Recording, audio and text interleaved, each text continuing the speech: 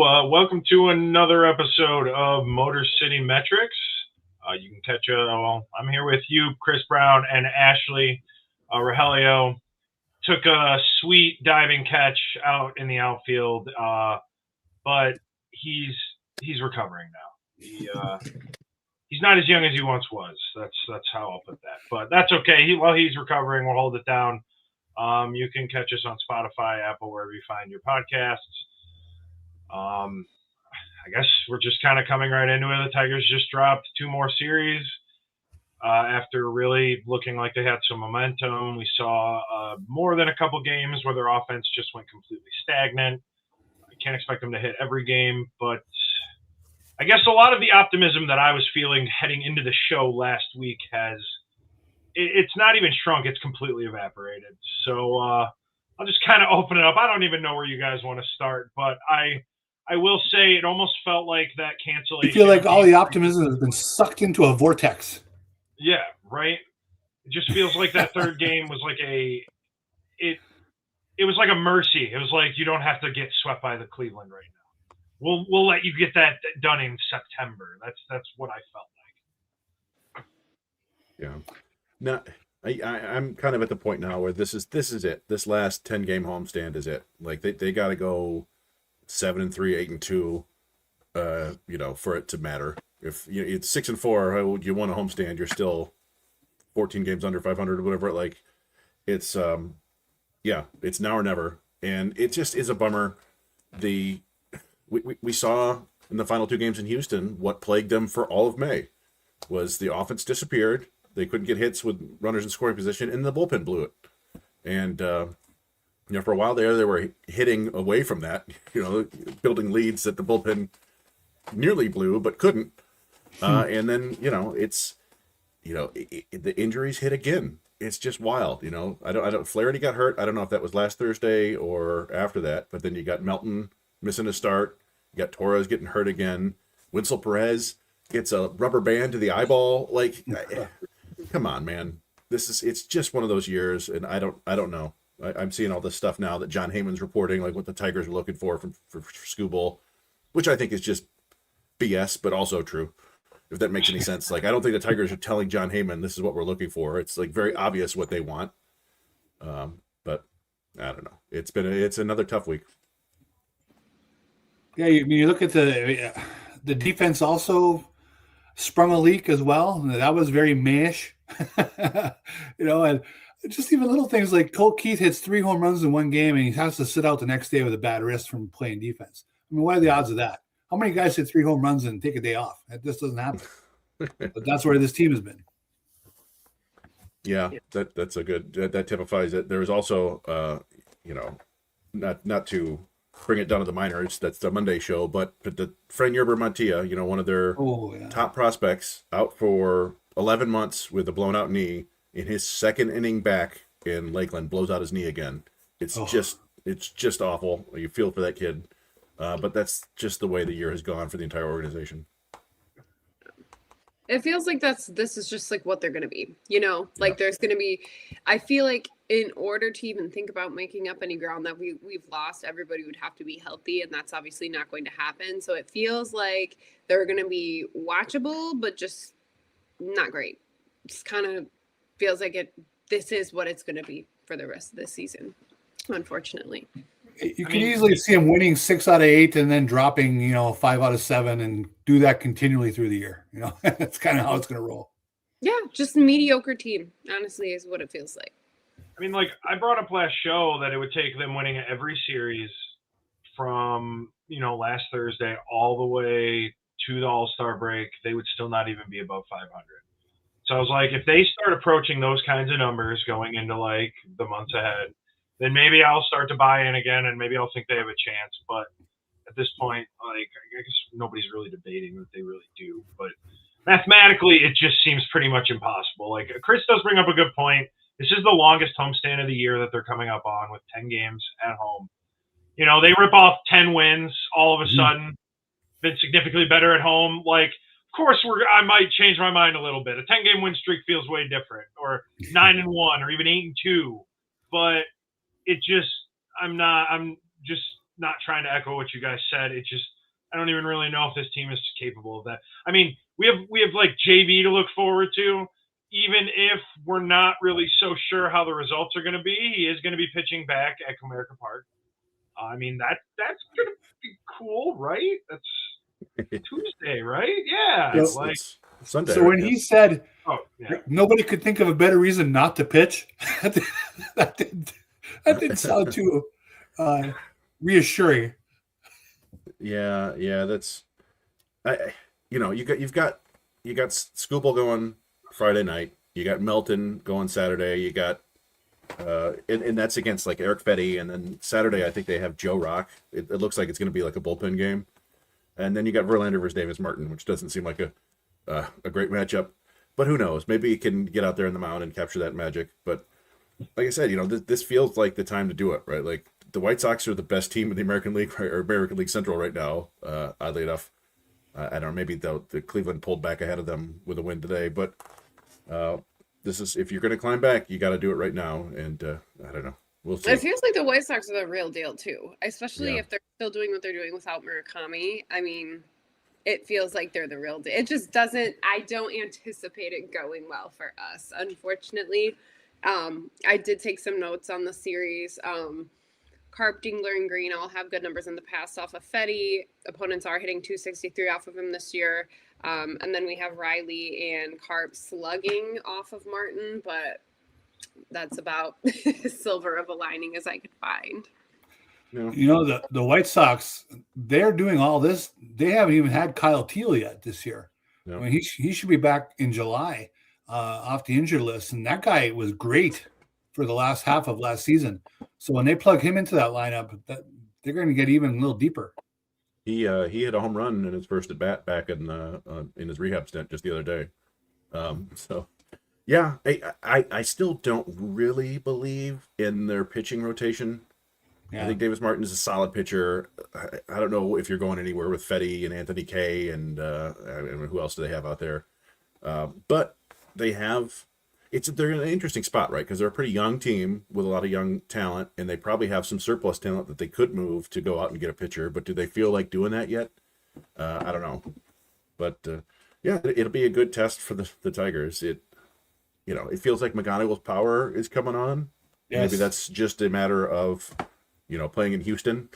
I think Colt Keith would like to play every game in Houston, But yeah, those guys seem to be warming up a little bit, and Dingler has just continued to be awesome. So maybe the offense is going to be a little bit more impactful, but it all changes by the series, it seems.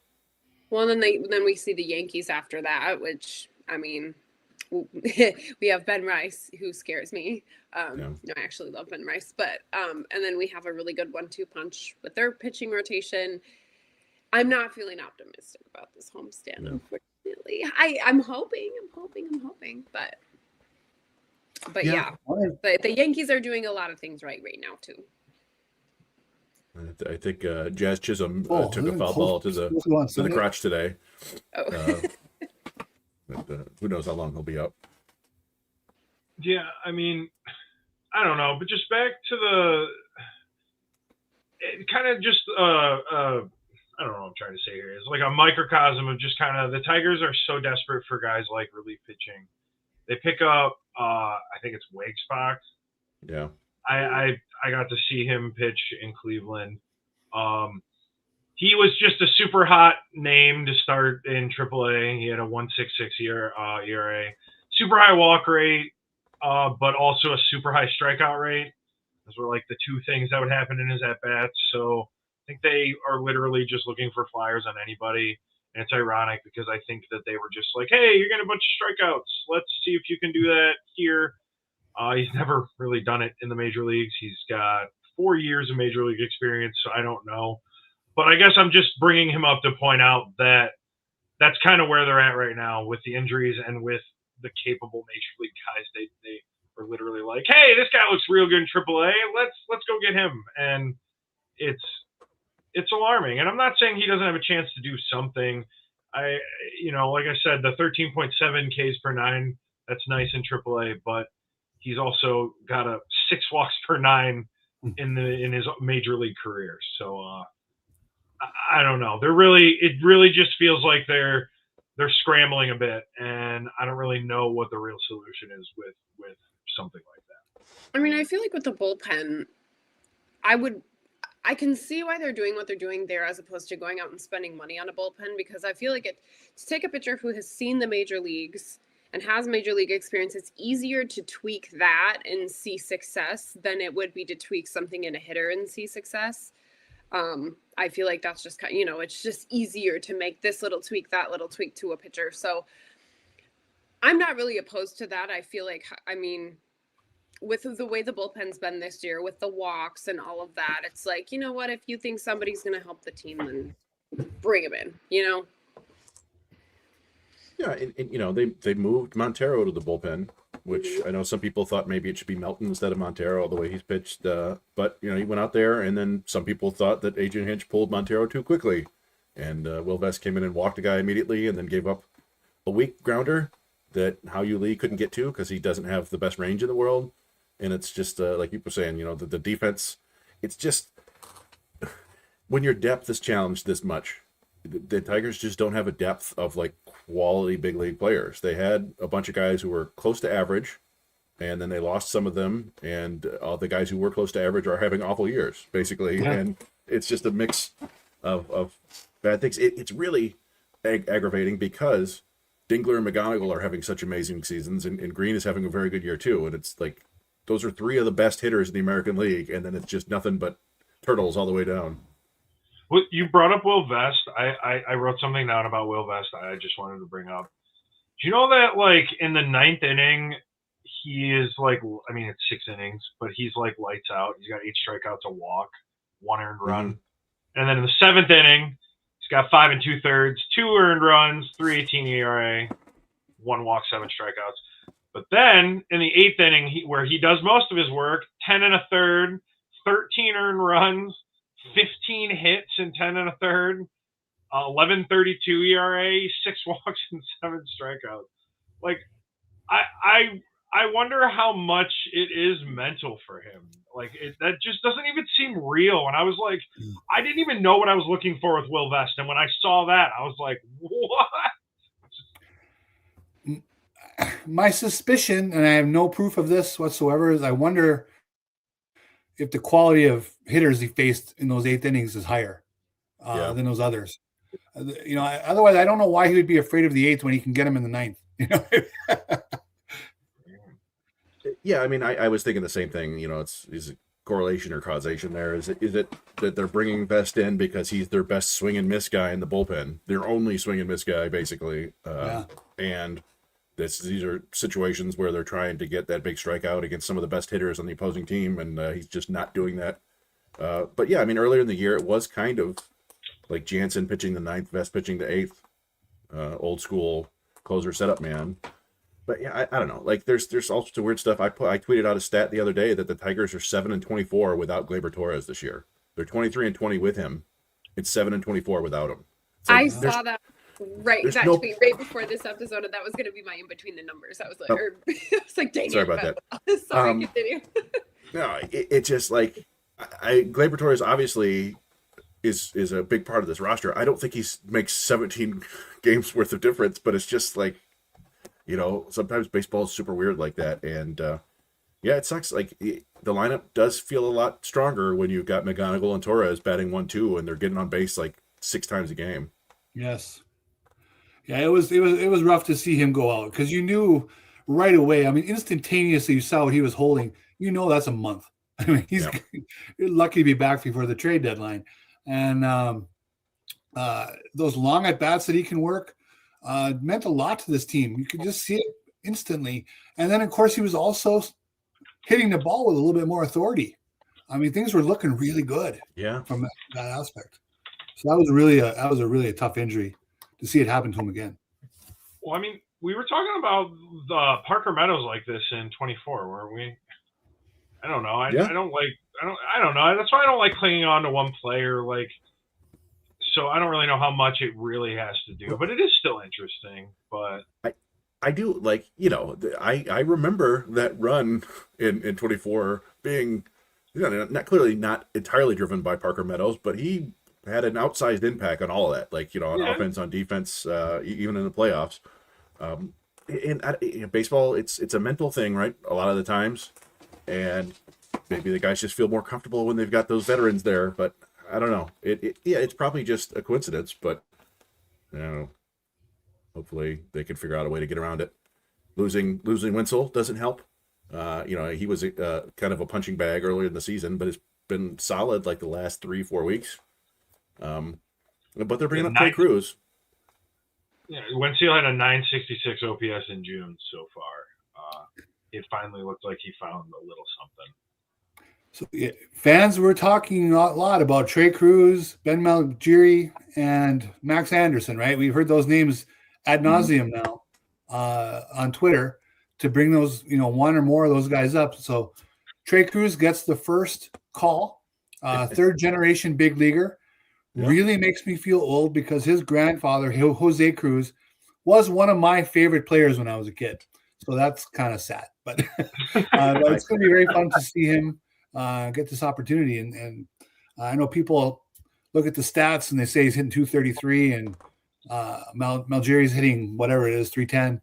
But I would imagine defense is playing a big factor in this. It is, but also, I don't know. Like, if fans wonder why this one guy's getting called up and this one guy isn't, 98% of the time it's because this guy's on the 40-man roster and the other guy isn't. The other 2% is like, oh, they're manipulating service time. Like, if they thought Ben Malgiri was a better player or like a legitimate big-time player, they would probably throw him on the 40-man and bring him up. But they feel like the difference between him and Trey Cruz is negligible at this point. And Malgiri is a fine outfielder. He might not be quite as instinctual in center field, but he can play all three positions. He's a quality player. Cruz is on the 40-man, and he can play infield. So I think that's why he's up. Yeah, it is just interesting. Like, obviously, you would know more than me, Chris, but like, he doesn't. It's not like he's lighting the world on fire in AAA this year. I do think it really is that he's on the 40-man, and they don't really have many options. Well, I mean, he was really good last year. I'll say that in AAA. In all honesty, I have never really believed in his bat, and part of that, and I acknowledge this, was I was just completely kind of soured on him, like my first handful of looks when he hit like 160 in West Michigan. It's like 6 years ago, and he's improved. And he's fixed aspects of his game. When he got to AA, they thought he was like kind of a hot dog defender, and they didn't trust him, and they wouldn't play him. And he got better at that, and it eventually became their most trusted infielder. And then they threw him in center field, and he took to it immediately. So he's grown as a player, and he's always had a pretty good eye. He's got a little bit of pop, a little bit of speed, can move around. But yeah, he's just taken the place of the 26th man on the roster now. So I don't think people should expect too much from him, but it's a cool story. So if Zach McKinstry does not pick it up in the last half of the season, is Trey Cruz the new Zach McKinstry next year? Yeah, I mean, honestly, I think he could take on that role. If you want a utility guy that can play everywhere, Trey Cruz can absolutely do that. And like I said, he'll take a walk. He'll give you a hit every now and then, and being a switch hitter helps. I don't think he'll ever be an all-star like McKinstry was. But, I think a lot of people agree that McKinstry isn't really an all-star. Sometimes you just have a good first half. Well, I was about to say, would you have predicted an all-star year from McKinstry ever before it happened? Sorry, you go ahead. No, you're right. It's interesting. I was chatting with someone on Twitter a couple days ago. McKinstry literally, and this is no exaggeration, from the day he debuted as a Tiger, there have been people who wanted to get rid of him. Okay, continually, every year. And so, but what's interesting about him is he always has about a 4 to 6 week stretch where he's excellent. He's one of their best hitters. Now, this year, we have not seen that yet. So maybe it's still looming. It's very possible. But as Deadly Ninja Bee just pointed out a few minutes back, he has 0 hits against left-handed pitchers this year. That's incredible. You have to wonder, is he's that kind of a player where there's going to be some turnover here at some point. Well, yeah, but I also believe that he is injured, right? And we know that he was injured by Jack Caglione, hit him twice in one game and tore the muscle off his hip bone or whatever. So it wouldn't shock me if, at the end of the year, McKinstry had surgery. It's like, oh, this is Sure. something that's not going to get better, but it's not going to get worse. He's playing through it. So he's certainly not helping the team offensively. But, they've been down so many players that they just kind of need bodies. And we never know how injured these guys are, but I feel like even at his worst, he wasn't as bad as he is kind of so far this year. I wasn't expecting another All-Star season, but I was expecting better than this. So I think, there's more to it than that. But I mean, you could argue maybe you shouldn't be playing this injured guy. Yeah, right. It's not like he's not contributing to anything. I mean, I don't know. I feel like a lot of people are bringing this up, so I don't even know how much time you want to spend on it, but because it's just like an old radio bit a little bit.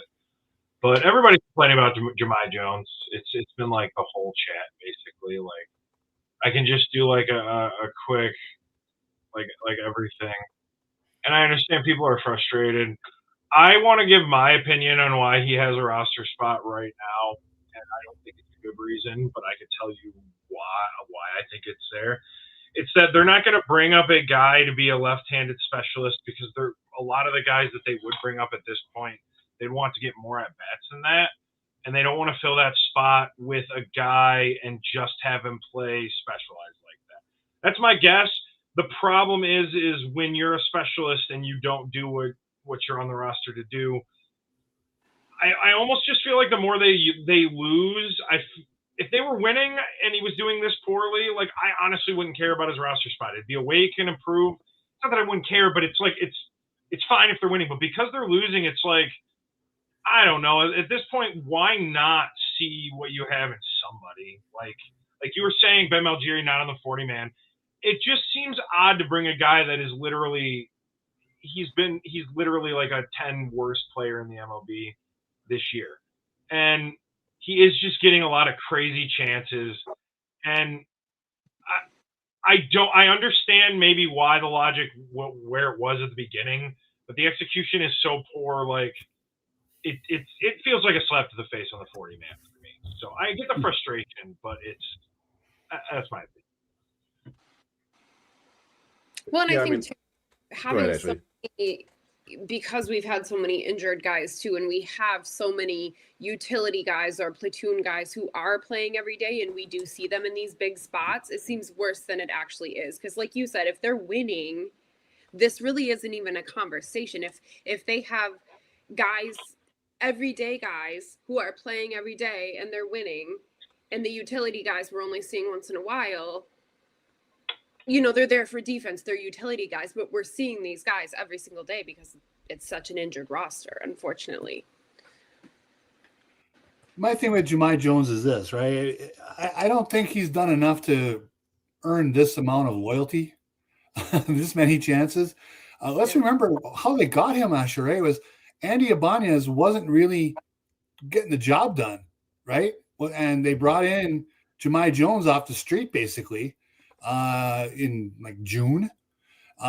So it's the kind of spot on the roster where you should be able to find a guy who's a lefty masher laying around somewhere in the league where you can get a guy. And there's nothing wrong with churning that spot until you find one who's producing. And it seems like they have really locked in to Jemai Jones for X amount of weeks here when there's been no sign of a pulse. I hate to say it. He's not even hitting our. Hinch said he's hitting the ball hard. Have I missed all those at bats? I don't recall too many. Maybe there've been a couple, but maybe in batting, he's hitting the ball. Yeah, there you go. He's have a good VP. I like it. He's on like a 1 or 0 for like 24 stretch or whatever, so there is some bad batted ball luck. But yeah, it's he's popping the ball up, and no, I mean I think you guys all make good points. I don't think you could bring up Ben Malgeri and make him kind of your lefty specialist, but also because he can play defense, unlike Jemai Jones, you could also find starts for him. You could have him start against a lefty in left field and DH Riley Green, or start against a lefty in right field and bring Carpenter off the bench. You could find spots for him. Also, he's not like a priority prospect that you're worried about. Him spending time like they wouldn't bring Max Clark up just to bat like twice a week. Right. Mhm. But at the same time, they did kind of do that with Hao-Yu Lee for a couple weeks. He was playing sparingly, and he is one of their more priority prospects, and they didn't seem to mind that. So, and then even beyond that, say you don't care, you don't want to bring up a prospect, bring up Corey Julks. He's been toiling away in AAA, hitting well. He's got power. He's got some success at the big league level before. Bring him up. Give him a try. Like there's. I find it very unlikely that somebody, if you DFA Jahmai Jones, that somebody's gonna scoop him up because wow, what a I mean, this is like a 29-year-old guy with half a season of success at the big league level against lefties only, who can't play defense. Like I don't think he's a priority pickup for anybody. You could definitely get him, but he could be exposed to waivers. You could probably tuck him back in Toledo and let him bat 15 times a week and maybe get his timing back, possibly. Well, I mean, so like I did want to point out too. I hate that I'm like trying to give the Tigers a little credit. To that, the reason that they haven't been able to really try to churn out that roster spot, but kind of what you were talking about, is because they've been doing it with other roster spots. Unfortunately, Zach Short was on this team for a while. Like James Outman is another one that I think they're just kind of psycho. So it's like they are already kind of using a different roster spot to churn out and find a major league bat at all. So it's like he's not even the 26th man, and that's what's kind of wild about where the depth has come, when that was what was kind of touted about the team in the last couple of years, was the depth, No, that's fair. Yeah. Again, it's an outsized amount of criticism for a guy who plays very little, but it feels sort of symptomatic of what's going on with the rest of the team. Like why are these decisions being made? Why are we pulling Colt Keith and Kerry Carpenter to bring in guys who aren't hitting? There was an article in Fangraphs today about the Tigers in pinch hitting, and they said basically, yeah, like it makes sense because the lefties have pretty big platoon splits, but they're getting absolutely no production from their pinch hitting this year, like none.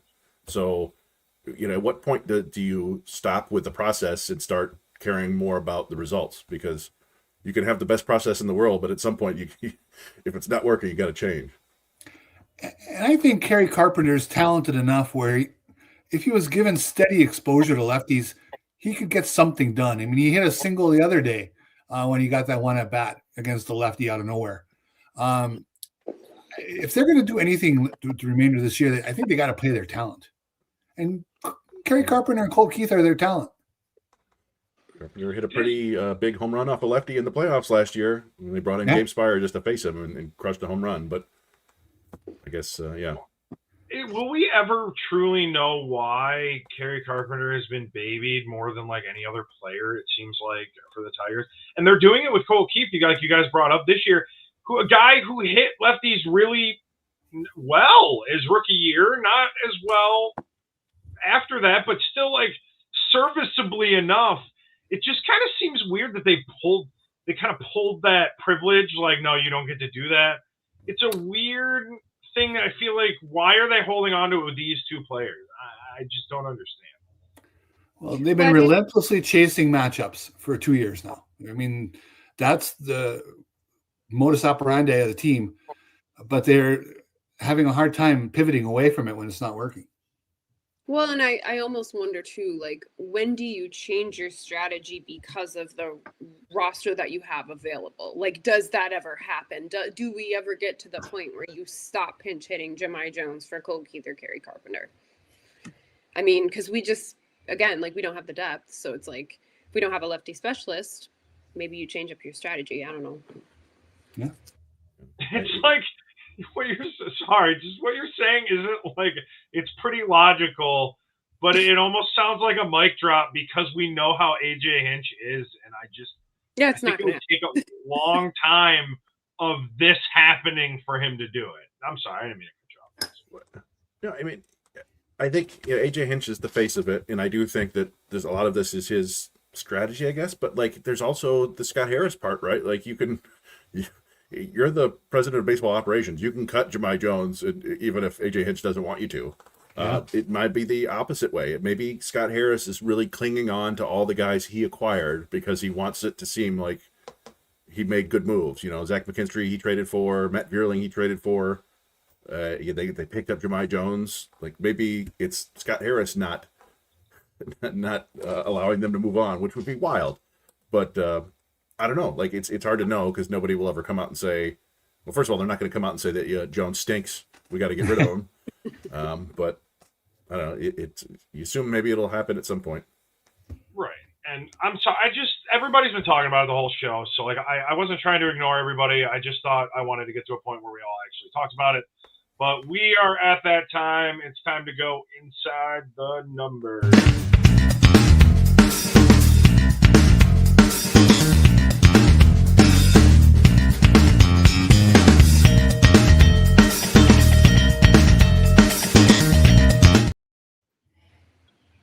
All right. Ashley, I think you kind of already teased yours a little bit. So why don't we start with you? What do you got? Yeah, so I had the Tigers are 23-20 with Gleyber Torres and 7-24 without him, which I mean, makes sense. He's a table setter. He does his job very, very well. He gets on base. He gives you a professional at bat almost every single time. I feel like the moment he got hurt again, that was when I was like, oh yeah, this is it. Like truly, I was like, yeah, this is it. I think it's it. But yeah, that's my inside the number. Sorry, Chris, I didn't know you had tweeted it. No, it's all good. I'm sorry that I spoiled it. It's okay. No, I don't blame you. I had similar feelings. It was like we had just talked about it. We talked about it a lot with a bunch of different people. Like, oh man, it's just like, hate the cliche, but he gives such a professional at bats, and it's just nice to have. And it's just like, yeah, it's true though. And with that gone, it changes the entire dynamic of the lineup. The difference of having Gleyber Torres and Kevin McGonigal at the top of your lineup versus Kevin McGonigal and literally anybody else it's a huge difference. I mean, like even Dingler, right? Because Gleyber and Kevin McGonigal are your table setters, and then you have Dylan Dingler and Riley Green coming to drive them in. Like I think Dingler hit second the other day, which is like he gets on base, but like his job is not to be a table setter. His job is to drive in runs, and that's what he's good at. So it's like, yeah, without Gleyber there, it hurts.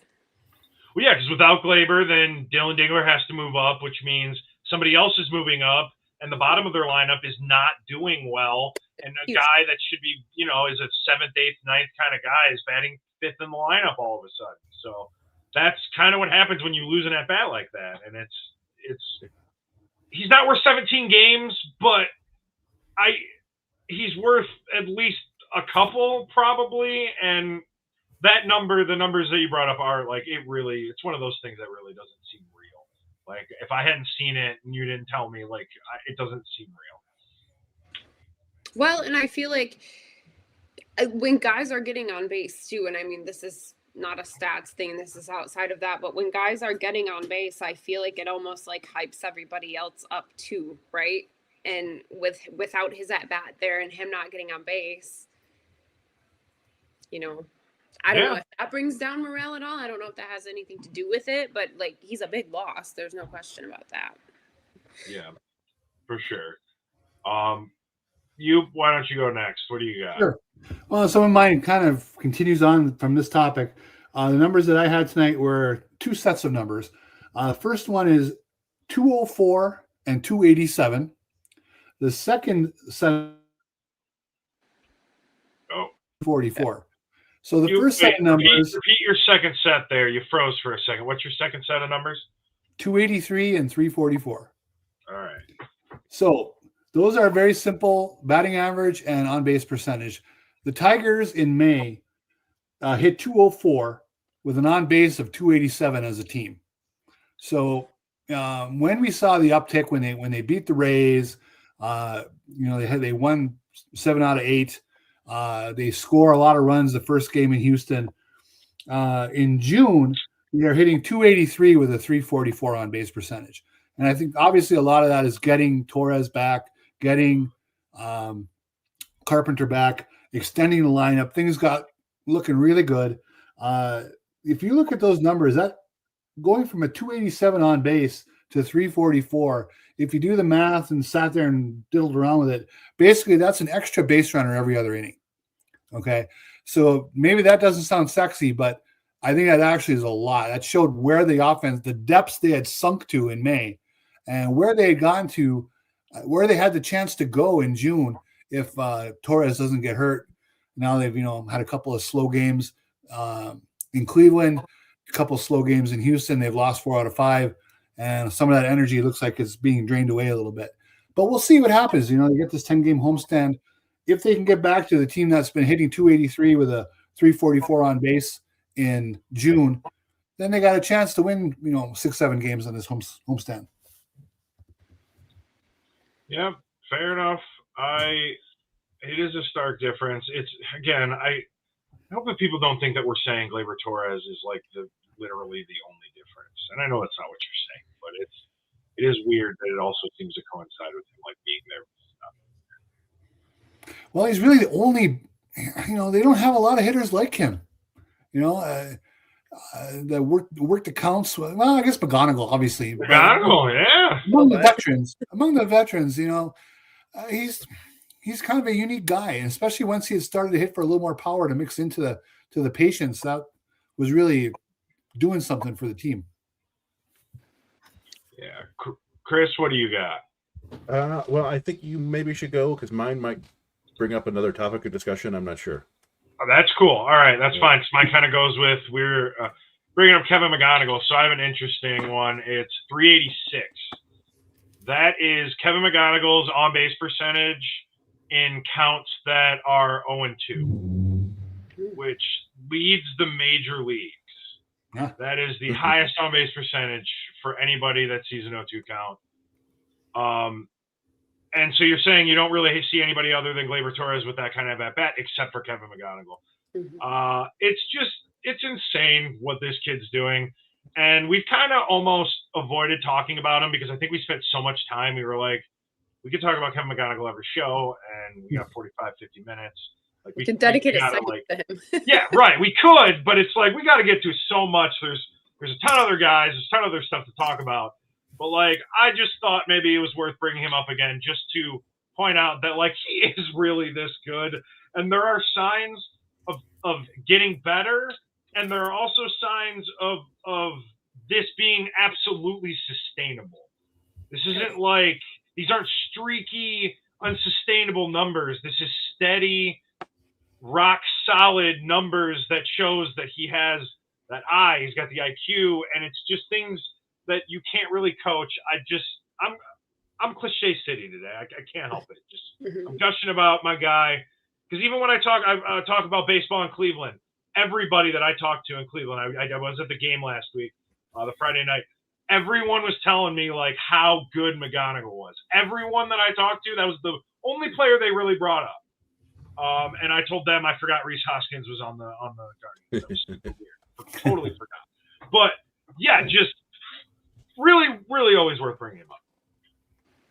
And I guess before we get to yours, Chris, we got to bring up, thank you so much. Wow, thanks, Charles. Munger. I don't have a board like Roger does set up. I probably should, but all my shot Dodgers have most top 100 prospects in baseball, top 4 all off. You see them basically trading Skubal to the Tigers for a package from the Dodgers. I have kind of avoided deliberately talking about Tarek Skubal trades just because once we open up that box, it doesn't ever get closed again. Yeah. And we spent 8 months, I feel like, talking about it, 6 months of the whole off season, spending a segment on that. I mean, I would like to at least spend a little time with it. I don't know. Since you were about to give your by the numbers, what do you think of this, Chris? Yeah, I will. First of all, I will say that I did. Crystal O'Keefe, our friend from who covers the White Sox, she had me on her show the other day, and I described like what I don't want to talk about trading Skubal. I compared it to like being on a road trip and just trying to go as long as you can without peeing.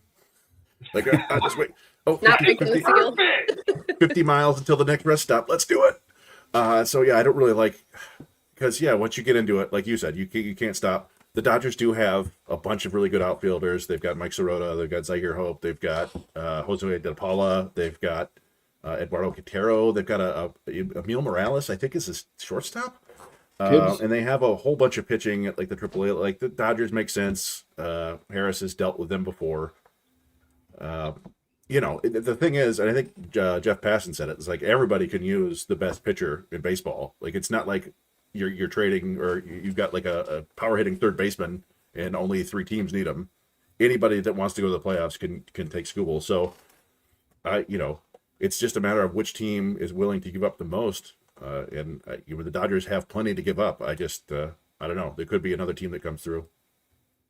Well, I'm wondering, the Dodgers won't care about the money, but I'm wondering how much of Skubal's tab the Tigers might pick up to get Tampa and Milwaukee interested. Yeah, I mean, Tampa's had a whole bunch of players that are breaking out this year. Atlanta has some players who are breaking out this year. There are a lot of other teams that are having big prospect breakouts this year. It's just a matter of, I do think the Tigers would like to get somebody who's major league ready in terms of pitching because they don't really have anybody. They got some guys coming back, but they need more depth there. But who knows? Maybe you can get Didier Fuentes and Eric Hartman or whatever. I'm not going to get into it. I'm not going to get into it. We don't. I love it. Bada bing, bada boom says it's inevitable. It's okay to talk about it. But I think our point is just once you start, it's going to be the only thing anybody wants to hear about. It dominates every conversation. And honestly, it made me hate Tarek Skubal before the season even started this year. I'm serious. Like, I was so tired of it. So I'm partially to blame. Go, sorry. And no one ever gets it right. And then you always end up disappointed and like, who's this guy I've never heard of? It's fun to think about, I guess, if you're really into that. But yeah, I'm not ready to do that yet. I do want to, I thought that your Inside the Numbers was great, Mike. I had no idea. And I looked it up. The league-wide average or on base percentage after no 2 count is 166. So wow. Megano's 380 something. That's insane. 386. Yeah. That's bonkers.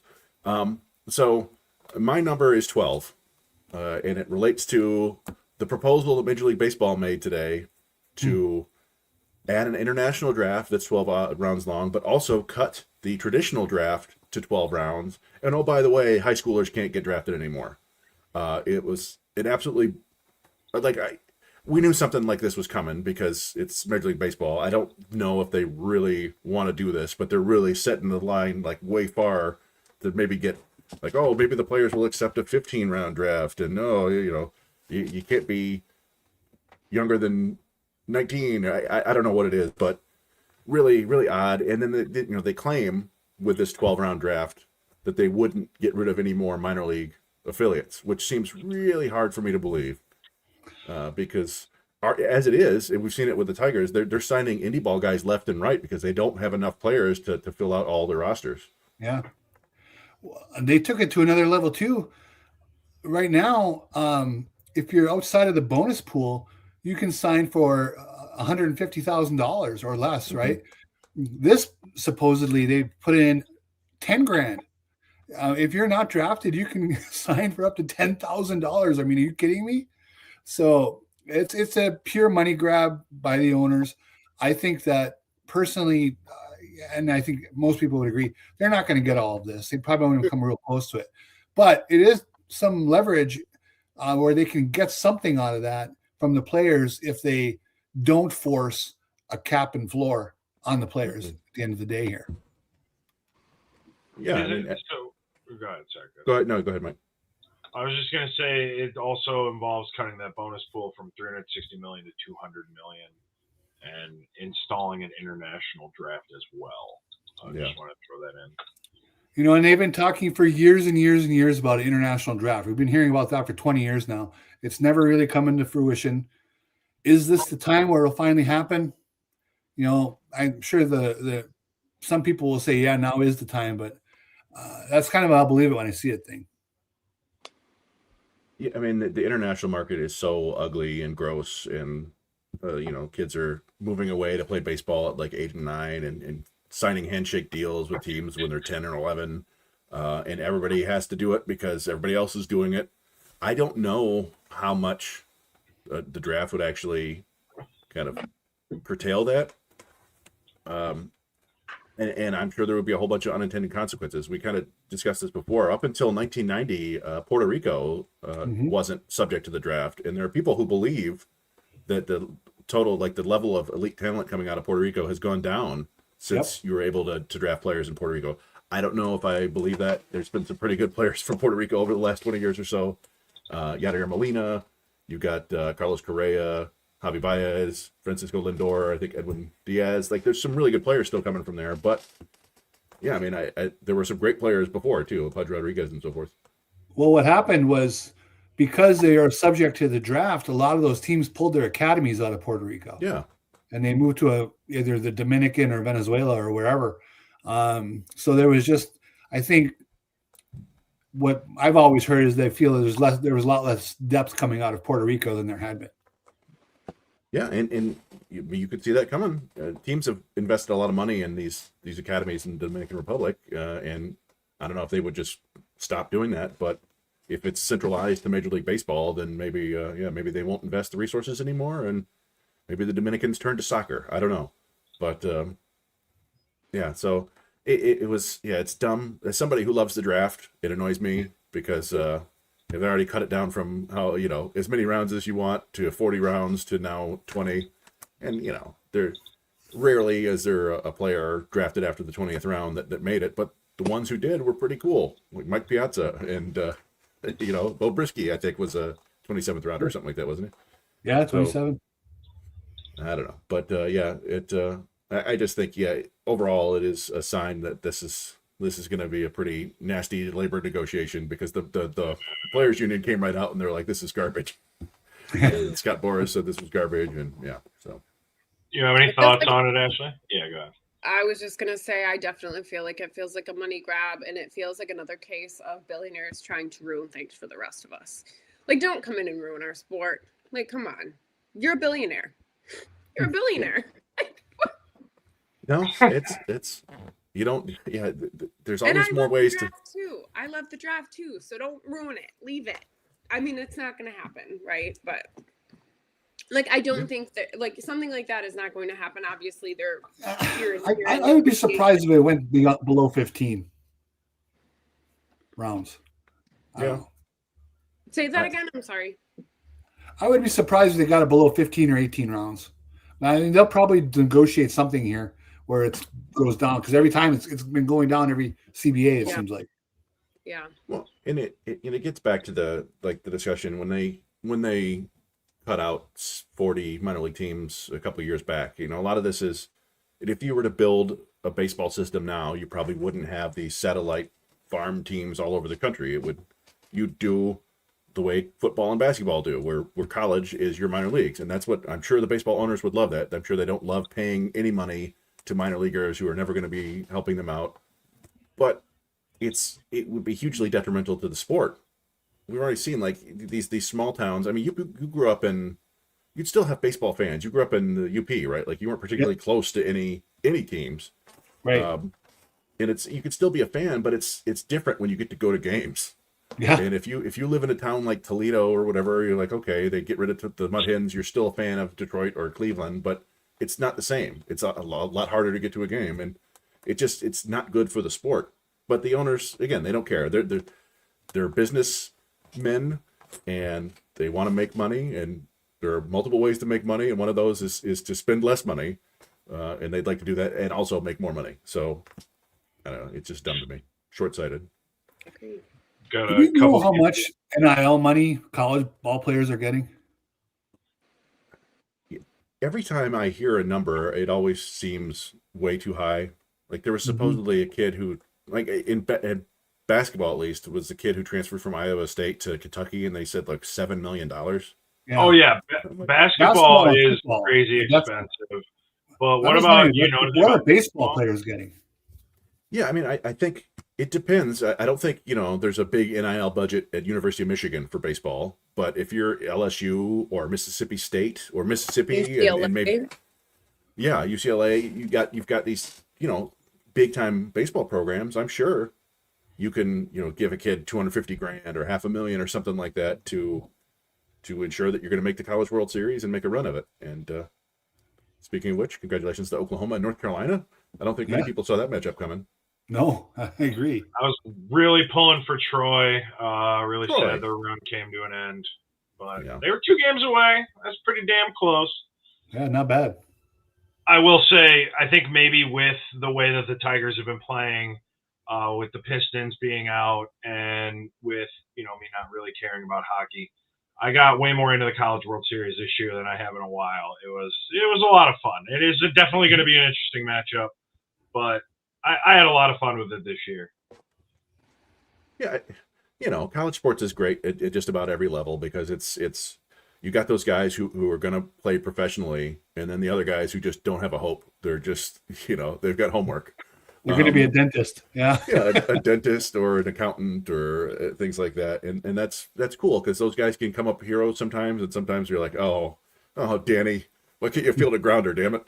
But it's just the way it goes. But like these Oklahoma and North Carolina are both, they're actually like, they don't have stars, at least not for this year's draft, but they have a bunch of like solid players. And I think that's been the difference in the College World Series this year because, the 2 best teams were out in the regionals. Yeah. UCLA dropped their very first game, first team to do in a long time. That was crazy. They almost lost their second game too. They almost went out in 2 games. It was wild. But anyway. Yeah, Dunsky mentions here college baseball could, if there's no MLB next year, college baseball will get some extra eyeballs, no doubt about it. Mm-hmm. And a lot of people have kind of suggested that that's kind of what we're headed to. That's something, we're not ready to talk about either. We got a lot of baseball still left to be played before we inevitably talk about that. I don't know if there's anything else you guys wanted to bring up, but I'm happy that was your by the numbers, Chris, because that was the last thing I was going to bring up for the show. Yeah, that's what I figured. Yeah, it was something worth talking about, and definitely something Raj and I are passionate about because we're like the draft and prospects and stuff like that. We don't like. Somebody pointed out imagine if Auburn got Kevin McGonigal and Colt Emerson, they would have been juniors this year. I think Auburn would have won every game. Yeah. Guys that talented shouldn't have to go to college. I understand, it's not like they stepped right into the big leagues, but I don't know. I guess you could argue that they would develop like that. But I always think about like the pitchers, the guys who have good stuff but maybe don't throw strikes. If you go to college, you're not going to play. They're in pro ball, they're going to throw you out there and give you innings and see if they can fix you. But in college, it's not going to happen. So I think you need to have a space for those guys to play somewhere. Mm-hmm. Yeah. Well, at that, we are looking, like we said, Tigers do have the longest homestand of the season coming up. They're starting it off against the White Sox here. We got 3 games against the White Sox, 3 games against the Yankees, and end it with 4 against Houston. We'll see what they can do, but we'll get into more of that, the homestand next week. Thank you guys, everybody, for coming around and listening to another episode of Motor City Metrics. For you, Chris and Ashley, I am Mike. Oh, goodness. Stay classy, Stay classy, everybody.